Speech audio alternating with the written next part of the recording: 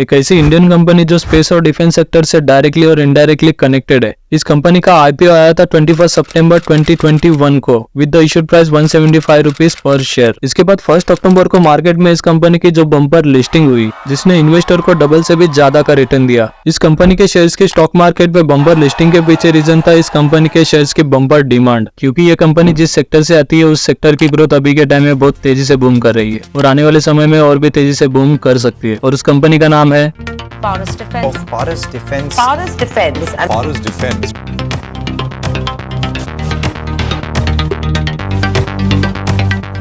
Paras defence and space technologies limited. नाम से ही पता चल गया होगा कि ये कंपनी किस सेक्टर में काम करती है। और ये वीडियो होने वाला है पारस डिफेंस के डिटेल फंडामेंटल एनालिसिस के बारे में, जिसमें तुम्हें पारस डिफेंस कंपनी के बारे में ये 5 चीजें जानने को मिलेगी। फर्स्ट है अबाउट द कंपनी, जैसे कि पारस डिफेंस की हिस्ट्री क्या है, पारस डिफेंस का बिजनेस प्रेजेंट में कैसा है और पारस डिफेंस कंपनी का फ्यूचर प्लान्स क्या है। सेकंड हम बात करेंगे सेक्टरल ग्रोथ की, यानी आने वाले समय में स्पेस और डिफेंस सेक्टर किस तरह ग्रो होने वाला है और इस ग्रोथ का पारस डिफेंस को किस तरह फायदा हो सकता है। थर्ड हम जानेंगे पारस डिफेंस के प्रोडक्ट एंड टेक्नोलॉजी सॉल्यूशंस के बारे में जिसे कंपनी सेल करती है। फोर्थ नंबर पे है पारस डिफेंस का फाइनेंशियल एनालिसिस, और ये किसी भी कंपनी के फंडामेंटल एनालिसिस का बहुत इंपॉर्टेंट पार्ट होता है। और फाइनल में है कंक्लूजन, जो पारस डिफेंस के ओवरऑल एनालिसिस का शॉर्ट में विश्लेषण होगा, जिसे देखने के बाद पारस डिफेंस शेयर के बारे में तुम्हारे सारे डाउट क्लियर हो जाएंगे।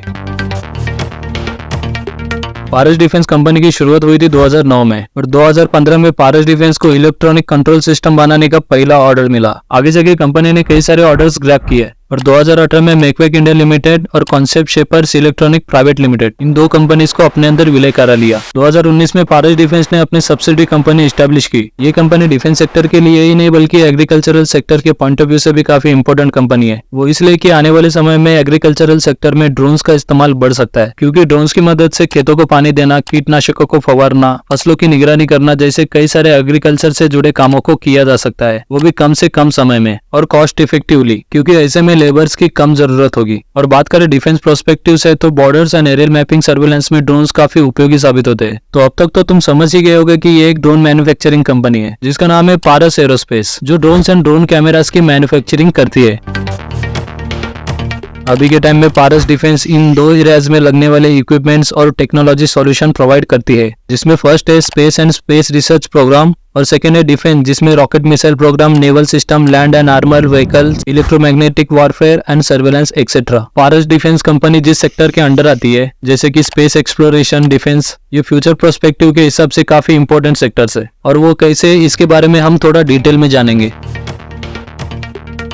Indian National Space Promotion and Authorization Centre which is known as IN SPACe, ये एक ऑटोनोमस एजेंसी है जो डिपार्टमेंट ऑफ स्पेस के अंडर आती है। इन स्पेस के अभी के चेयरमैन है मिस्टर पवन गोयनका, जिन्होंने इंडियन स्पेस इकोनॉमी को लेकर अगले 10 साल का विजन रखा है। और वो कुछ इस तरह से है, अभी के टाइम में इंडियन स्पेस इकोनॉमी की वैल्यूएशन है अराउंड 8 बिलियन, जो ग्लोबल स्पेस इकोनॉमी का अराउंड 2% है। And according to mister Pawan Goenka, Indian space industry में अभी के टाइम में इतना पोटेंशियल है कि ये इंडस्ट्री आने वाले 10 साल में $44 बिलियन की बन सकती है, जो ग्लोबल स्पेस इकोनॉमी का अराउंड 8% होगा। और इस गोल को अचीव करना तब तक पॉसिबल नहीं होगा जब तक इंडियन स्पेस इंडस्ट्री में प्राइवेट पार्टिसिपेशन नहीं बढ़ेगा। इसीलिए सेंट्रल गवर्नमेंट ने इंडियन स्पेस पॉलिसी 2023 अनाउंस की। इस पॉलिसी की वजह से अब प्राइवेट कंपनीज भी इंडियन स्पेस इंडस्ट्री में एंटर हो सकेंगी। अभी के टाइम में कई सारे इंडियन स्टार्टअप स्पेस इंडस्ट्री के रेस में एंटर हो रहे हैं, जैसे कि अग्निकुल कॉस्मोस, बेलाट्रिक्स, कायरूट एक्सेट्रा। अब स्पेस इंडस्ट्री के ग्रोथ के साथ ऐसी कंपनियां जरूर ग्रो करेगी जो इस इंडस्ट्री से डायरेक्टली और इनडायरेक्टली कनेक्टेड है, and Paras defence is one of them.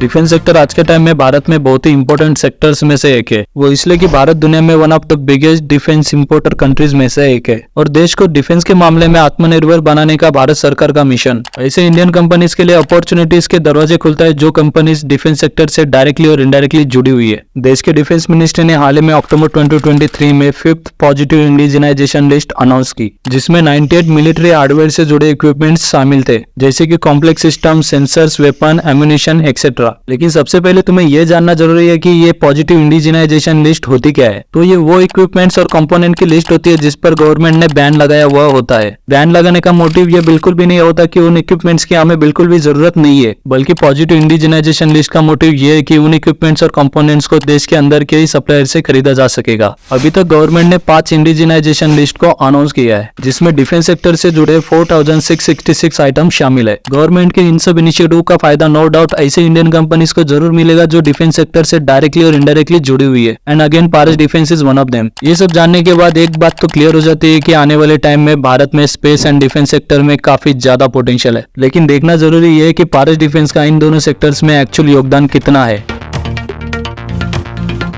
तो अब हम जानेंगे ऐसे कौन से आइटम्स और टेक्निकल सॉल्यूशन है जिसे पारस डिफेंस सेल करती है। तो इसके लिए हम चलते हैं पारस डिफेंस के वेबसाइट के ऊपर। पारस डिफेंस के कंपोनेंट्स का पोर्टफोलियो इतना बड़ा है कि इन सब के बारे में जानते जानते वीडियो बहुत लंबी हो जाएगी और बोरिंग भी। इसलिए हम कुछ ऐसे कंपोनेंट्स के बारे में ही जानेंगे जिसके यूज को तुम आसानी से समझ पाओ और तुम्हें मोटा मोटा अंदाजा लग जाए कि पारस डिफेंस इस सेक्टर में कौन से प्रोडक्ट एंड सॉल्यूशन प्रोवाइड कर रही है। यह है डिफ्रैक्टिव ग्रेटिंग। ये एक ऑप्टिकल कंपोनेंट होता है जिसकी मदद से नॉर्मल लाइट को अलग अलग कलर के वेवलेंथ में कन्वर्ट किया जाता है। यह है ऑप्टिकल डोम। जब भी कोई सैटेलाइट स्पेस में लॉन्च होता है तो वहाँ पे एटमॉस्फेरिक प्रेशर अर्थ के मुकाबले बहुत ही कम और ना के बराबर होता है। साथ ही साथ सूरज की हार्मफुल रेडिएशन से सैटेलाइट के कैमरास और कई सारे कंपोनेंट्स को सेफ रखने के लिए ऐसे ही ऑप्टिकल डोम्स और प्रोटेक्टिव लेयर्स का इस्तेमाल होता है। मल्टीफोल्ड लेंसेज जो टेलीस्कोप वगैरह में यूज होता है। Deployable space antennas, IR lenses जिसका यूज तुमने कहीं ना कहीं जरूर देखा होगा मूवीज में और भी कई जगह पर, जैसे कि night vision cameras, thermal imaging etcetera. Bharat में कई सारे डिफेंस सेक्टर की कंपनीज है जैसे कि भारत डायनामिक्स जो मिसाइल सिस्टम और एम्यूनिशंस बनाती है। हिंदुस्तान एरोनॉटिक्स जो डिफेंस एयरक्राफ्ट और कॉम्बैट हेलीकॉप्टर बनाती है। कोचिन शिपयार्ड जो शिप बिल्डिंग और रिपेयरिंग का काम करती है। इन सब कंपनीज में एक बात कॉमन ये है कि ये कंपनीज मैन्युफैक्चरिंग में लगने वाले कई सारे कंपोनेंट्स खुद मैन्युफैक्चर नहीं करती बल्कि दूसरे कंपनीज से आउटसोर्स करती है। तो ऐसे में आती है पारस डिफेंस जैसी कंपनियां जो इन कंपोनेंट्स को मैन्युफैक्चर करती है। तो अब ऐसे में क्वेश्चन ये आता है कि पारस डिफेंस ऐसे कौन से डिफेंस इक्विपमेंट्स की मैन्युफैक्चरिंग करती है। तो अभी हम इसी के बारे में जानेंगे। तो इसके लिए भी हम पारस डिफेंस के वेबसाइट के ऊपर ही चलते हैं। तो ये कुछ डिफेंस इक्विपमेंट्स और कंपोनेंट्स है जिसे पारस डिफेंस मैन्युफैक्चर करती है, जैसे कि रक नेटवर्किंग एंड कम्युनिकेशन सिस्टम, रक डिस्प्ले एंड कंप्यूटिंग सिस्टम, रक command control system, avionic site ये तो तुम्हें पता ही होगा, एयरक्राफ्ट का कॉकपिट सिस्टम और ऐसे ही कई सारे डिफेंस सेक्टर से जुड़े कंपोनेंट्स पारस डिफेंस मैन्युफैक्चर करती है, जैसे कि नेवल सिस्टम से जुड़े, रॉकेट एंड मिसाइल सिस्टम से जुड़े और इलेक्ट्रॉनिक वारफेयर एंड सर्वेलेंस से जुड़े। तो अब तक हमने ये तो जान लिया कि पारस डिफेंस का बिजनेस मॉडल क्या है, पारस डिफेंस कौन से प्रोडक्ट्स एंड सॉल्यूशन प्रोवाइड करती है, लेकिन सबसे महत्वपूर्ण विषय यह भी है कि पारस डिफेंस के कस्टमर कौन है। अभी के टाइम में इसरो, डीआरडीओ, हिंदुस्तान एरोनॉटिक्स, भारत डायनामिक जैसे गवर्नमेंट एंटिटीज पारस डिफेंस के क्लाइंट है। ऐसे ही Godrej and Boyce, Kirloskar group, L&T, TCS, Tata Power जैसे प्राइवेट कंपनीज भी पारस डिफेंस के क्लाइंट है। और ऐसा नहीं है कि पारस डिफेंस के क्लाइंट इंडिया तक ही सीमित है, कई सारे इंटरनेशनल कंपनीज भी है जो पारस डिफेंस के क्लाइंट लिस्ट में शामिल है, जैसे कि Israel Aerospace Industries, Rafael advance defence system etcetera. किसी भी कंपनी में इन्वेस्टमेंट करने से पहले उस कंपनी के बारे में डिटेल में जान लेना तो जरूरी होता ही है, लेकिन इन्वेस्टमेंट पॉइंट ऑफ व्यू से देखा जाए तो सबसे इंपॉर्टेंट होता है उस कंपनी के फाइनेंशियल परफॉर्मेंस को जानना, क्योंकि एट द एंड कंपनी और इन्वेस्टर का एक ही गोल होता है और वो है प्रॉफिट। जब कंपनी प्रॉफिट में होगी तो कंपनी की ग्रोथ होगी और जब कंपनी की ग्रोथ होगी तो कंपनी के शेयर प्राइस में भी ग्रोथ होगी। तो आगे हम इसी इंपॉर्टेंट चीज का एनालिसिस करने वाले हैं जो है पारस डिफेंस का फाइनेंशियल एनालिसिस।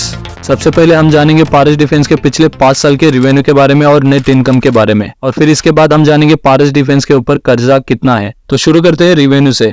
फाइनेंशियल ईयर 2019 में पारस डिफेंस का टोटल रिवेन्यू था 157 करोड़, जो अभी फाइनेंशियल ईयर 2023 तक बढ़कर 230 करोड़ हो चुका है। फाइनेंशियल ईयर 2020 में और 2021 में रिवेन्यू में थोड़ा ड्रॉप देखने को तो मिला है, जिसका of course COVID pandemic reason हो सकता है। अगर पारस डिफेंस के पिछले 5 साल के नेट इनकम की बात करें तो फाइनेंशियल ईयर 2019 में पारस डिफेंस का नेट इनकम था 18.97 करोड़, जो फाइनेंशियल ईयर 2023 तक बढ़कर 36 करोड़ हो चुका है। तो पिछले 5 साल में पारस डिफेंस का नेट इनकम डबल हो चुका है। अब जानते हैं पारस डिफेंस के लॉन्ग टर्म डेब्ट के बारे में। 2019 में पारस डिफेंस के ऊपर लॉन्ग टर्म डेब्ट था 38.2 करोड़, जो 2023 तक घटकर सिर्फ 95 लाख रह गया है, जो दिखाता है कि पारस डिफेंस ने पिछले 5 साल में खुद को ऑलमोस्ट डेब्ट फ्री कर दिया है, जो कंपनी का बहुत ही पॉजिटिव पॉइंट है। किसी भी कंपनी के फाइनेंशियल को एकदम आसान तरीके से समझने का आसान तरीका होता है उस कंपनी के फाइनेंशियल रेशियोज, और ये 4 फाइनेंशियल रेशियोज मेरे पर्सनल फेवरेट रेशियोज है, और 4th वाला तो बहुत इंपॉर्टेंट है, जिससे हमें ये पता चलेगा कि अभी के टाइम में पारस डिफेंस का जो शेयर प्राइस है वो सस्ता है या महंगा। तो शुरू करते हैं फर्स्ट रेशियो से, जो है ROC यानी return on capital employed. Company के ROC से हमें यह पता चलता है कि कंपनी जितना पैसा अपने बिजनेस में लगा रही है उसके ऊपर कितना % प्रॉफिट जनरेट कर रही है। ROCE जितना ज्यादा होगा उतना अच्छा माना जाता है और पारस डिफेंस का ROCE है 13.2%।